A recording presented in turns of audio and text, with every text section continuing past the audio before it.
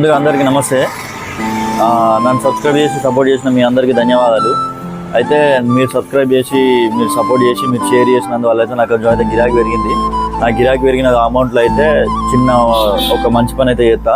ఆ మంచి పని ఏంటంటే ఇక్కడ దగ్గరలో స్ట్రీట్ డాగ్స్కి అయితే కొంచెం ఫుడ్ లేకుంటుంది, వాటికైతే ఫుడ్ డొనేట్ చేద్దామని చూస్తున్నా.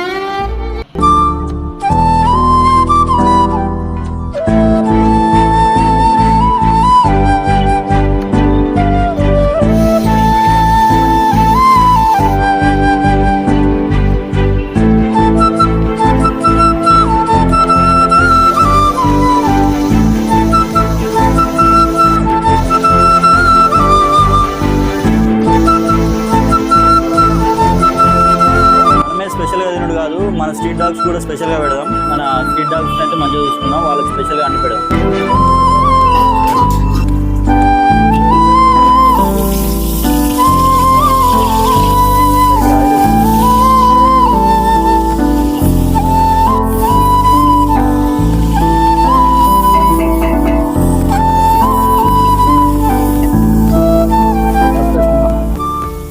మనం కట్ చేసుకున్న చికెన్ అయితే కొట్టుకున్న కావాలి చికెన్